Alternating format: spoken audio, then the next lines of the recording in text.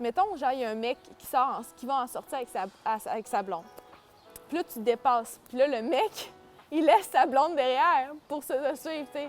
Mais des fois, ça m'arrive de leur dire, genre, tu vas avoir des choses à expliquer quand tu rentres chez vous, là. Tu sais, t'imagines-tu? Genre, hey, mon Dieu, la blonde, il doit passer un mauvais quart d'heure quand il rentre chez eux, lui. Je pense qu'il y a une certaine rivalité dans le sens où il y a quand même un certain ego chez l'homme et chez la femme de vouloir faire mieux l'un que l'autre.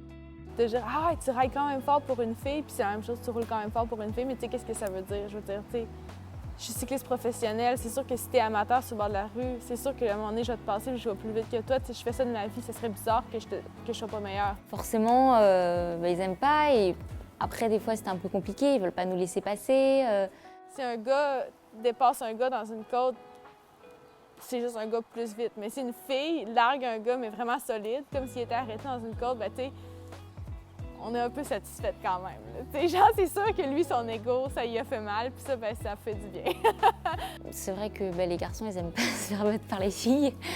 Je l'ai beaucoup vécu, je pense, quand j'étais jeune. Parce que quand j'étais jeune, j'étais très compétitive et je doublais les garçons, je gagnais souvent devant les garçons. Donc ouais, les parents, ouais, t'as pas honte de te faire doubler par une fille. Enfin, c'est bon quoi, ça arrive. Et après, c'est pas du tout. Enfin, lui, c'est peut-être vraiment un loisir. Et puis moi, finalement, ça est devenu mon métier. Donc c'est. Mais je trouve que maintenant, non, il n'y a plus trop ces préjugés-là. I really feel a change in the last couple of years.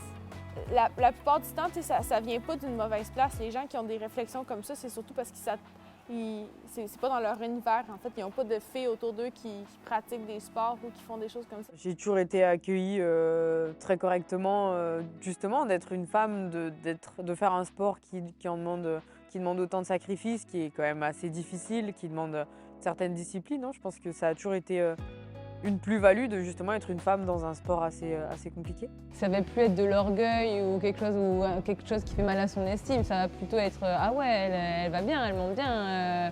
Ah ouais, c'est plutôt ce regard-là maintenant que je pense qu'on a plutôt que avoir mal à son estime et vouloir la battre.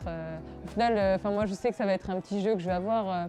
Je roule des fois avec des garçons, j'aime bien leur faire les sprints pancartes. And I had some really nice experiences last year also at altitude training camps where the guys, the men, I say, oh, can I come with you for training rides? And then they say, wow, you do also 6 hours training and you're not like dying in the finish. And then they, you know, with all the applications that they can see like Strava and they can see our training peaks and you know, I have a little bit more confidence to share with people, okay, like. Les filles commencent à vraiment développer leur niveau et le niveau féminin évolue vraiment.